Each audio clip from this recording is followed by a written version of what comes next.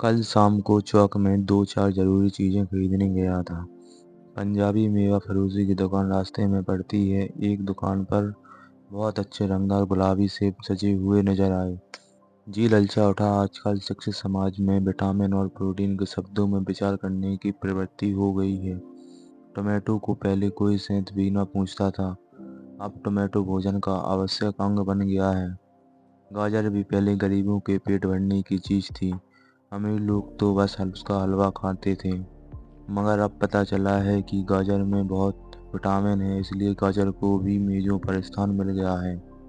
और सेब के विषय में तो यह कहा जाने लगा है कि एक सेब रोज खाइए तो आपको डॉक्टरों के पास जाने की जरूरत ना होगी।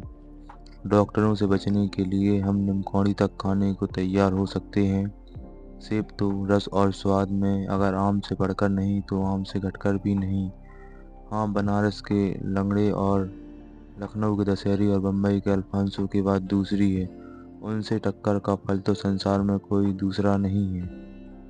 मगर उनमें विटामिन है या नहीं, ये तो काफ़ी जानकारी नहीं है। इन विषयों पर अभी किसी भी पश्चिमी डॉक्टर की व्यवस्था देखने में नहीं आई। सबको यह व्यवस्था मिल चुकी है। अब वह केवल स्वाद की चीज़ नहीं, उसमें गुण भी है। हमने दुकानदार से मोल भाव किया और आधा सेर सेब मांगे। दुकानदार ने कहा, बाबूजी बड़े मज़ेदार सेब आए हैं, खास कश्मीर के, आप ले जाइए, खाकर तबीयत खुश हो जाएगी। मैंने रूमाल निकाल कर उसे देते हुए कहा, चुन चुन कर रखना। दुकानदार ने तराजू उठाई और अपने नौकर से बोला, लड़के आधे सेर कश्मीरी सेब निकाल ला, चुन कर लाना। लड़का 4 सेब लाया। दुकानदार ने तौला, एक लिफाफे में उन्हें रखा और रूमाल में बांधकर मुझे दे दिया। मैंने 4 आने उसके हाथ में रखे। घर आकर लिफाफा ज्यों का त्यों रख दिया।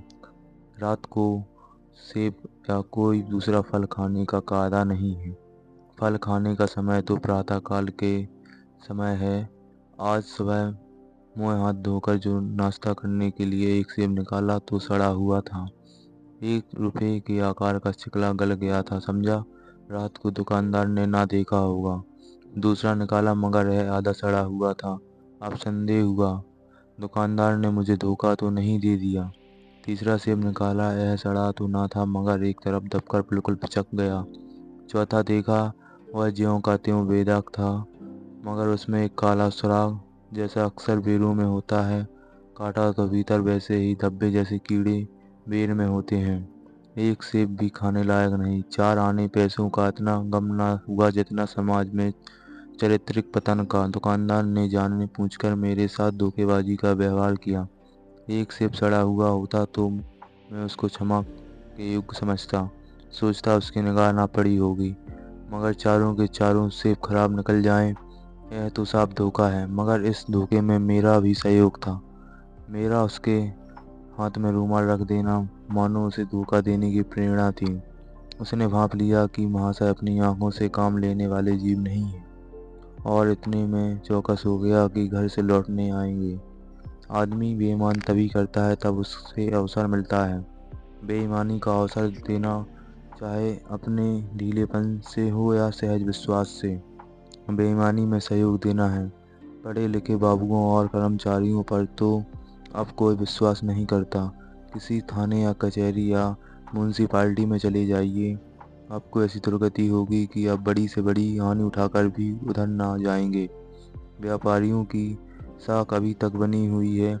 यों तौल में चाहे छटाक आधा छटांग कम लें, लेकिन आप उन्हें 5 की जगह भूल के 10 के नोट दे आते हैं तो आपको घबराने की कोई ज़रूरत नहीं थी। आपके रुपये सुरक्षित हैं। मुझे याद है कि एक बार मैंने मुहर्रम के मेले में एक खमोचे वाले से 1 पैसे की रेवड़ियाँ ली थीं और पैसे की जगह अठन्नी दे आया था। घर आकर अपनी भूल मालूम हुई तो खमोचे वाले के पास दौड़ा गया। आशा नहीं थी कि वह अठन्नी लौटाएगा, लेकिन उसने प्रसन्न चित्त से अठन्नी लौटा दी और उल्टे मुझसे क्षमा मांगी। और यहाँ कश्मीरी सेब के नाम पर सड़े हुए सेब बेचे जाते हैं। मुझे आशा है पाठक बाजार में जाकर मेरी तरह आंखें ना बंद कर लिया करेंगे, नहीं तो उन्हें भी कश्मीरी सेब ही मिलेंगे।